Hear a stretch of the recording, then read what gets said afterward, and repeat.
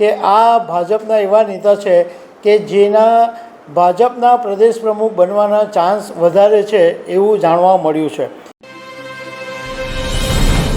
ગુજરાતની અંદર ભાજપ પ્રદેશ પ્રમુખનું નામ એટલે કે નવા પ્રદેશ પ્રમુખ કોણ હશે એની ચર્ચા ઘણા સમયથી ચાલે છે અને ઘણા બધા નામો રેસની અંદર ચાલતા હોય છે, પરંતુ એક નામ હવે સૌથી આગળ હોવાનું જાણવા મળ્યું છે અને એ સૌરાષ્ટ્રના નેતા હોવાનું જાણવા મળ્યું છે કે આ ભાજપના એવા નેતા છે કે જેના ભાજપના પ્રદેશ પ્રમુખ બનવાના ચાન્સ વધારે છે એવું જાણવા મળ્યું છે। તો આના વિશે હું વાત કરીશ। મારું નામ રાજેશ શાહ છે અને તમે જોઈ રહ્યા છો ગુજરાતના સૌથી મોટા ડિજિટલ ન્યૂઝ પ્લેટફોર્મ ખબર છે.com।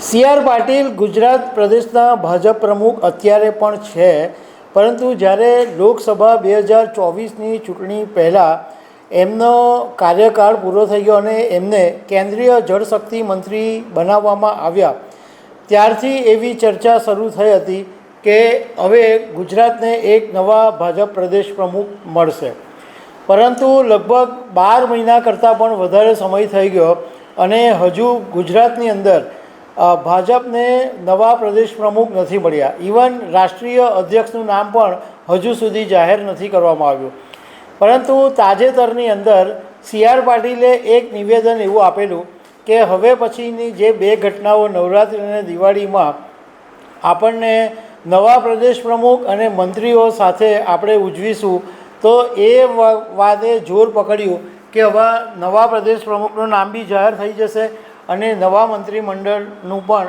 નામ જાહેર થવાની શક્યતા છે। અત્યારે શ્રાદ્ધ પક્ષ ચાલે છે એટલે કદાચ હમણાં નહીં થાય, પરંતુ નવરાત્રિની આજુબાજુમાં નામ જાહેર થઈ જાય। હવે અમને સૂત્રો પાસેથી એવું જાણવા મળ્યું છે કે સૌરાષ્ટ્રના એક દિગ્ગજ નેતા આ ભાજપ પ્રદેશ પ્રમુખની રેસમાં સૌથી આગળ છે અને એ નામ છે કૌશિક વેકરિયા।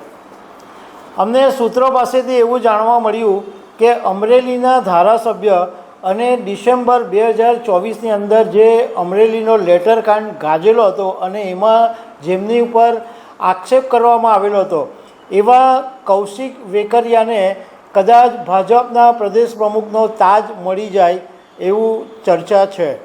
હવે કૌશિક વેકરિયા વિશે વાત કરું તો અમરેલીના ધારાસભ્ય છે અને વિધાનસભાના મુખ્ય દંડક પણ છે અને એમનો જન્મ 9 જૂન 1986માં દેવરાજિયા ગામની અંદર થયો હતો, મતલબ કે 39 વર્ષના છે, એટલે એક યુવાન ભાજપ પ્રદેશ પ્રમુખ મળે એવી ચર્ચાએ જોર પકડ્યું છે। 2008માં કૌશિક વેકરિયા બીકોમ થયા હતા અને 2002થી તેઓ રાજકારણની અંદર સક્રિય છે અને ભાજપના સંગઠનમાં એમણે અનેક હોદ્દા ઉપર કામ કરેલું છે। 2011થી 2016 સુધી દેવરાજિયા ગામના સરપંચ પણ રહી ચૂક્યા છે અને અમરેલી જિલ્લા ભાજપ પ્રમુખ તરીકે પણ એમણે સેવા આપેલી છે। ગુજરાત વિધાનસભા 2022માં જ્યારે ભારતીય જનતા પાર્ટીએ કૌશિક વેકરિયાને ટિકિટ આપી ત્યારે કોંગ્રેસે પરેશ ધાનાણીને એમની સામે ઉતારેલા અને પરેશ ધાનાણી 46,657 વોટથી હારી ગયા હતા। મતલબમાં અમરેલીની આ જે બેઠક હતી એ કૌશિક વેકરિયા જીતા હતા।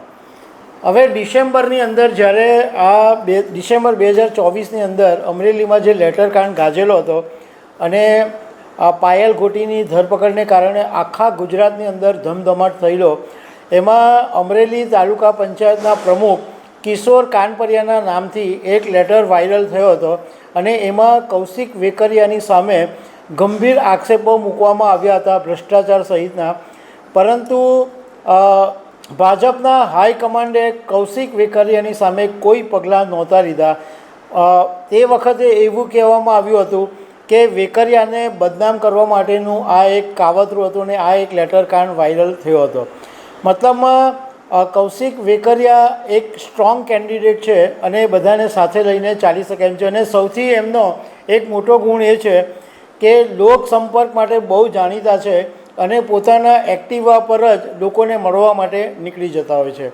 એ તો હવે આગામી દિવસોમાં જ ખબર પડશે, કારણ કે ભાજપનું એવું હોય છે કે ક્યારે શું વિચારે અને સ્કાયલેબ ઉતારી દે એ ખબર નથી પડતી. તો દર્શક મિત્રો, આવી અનેક વાતો સાથે અમે તમને મળતા રહીશું. Thank you very much.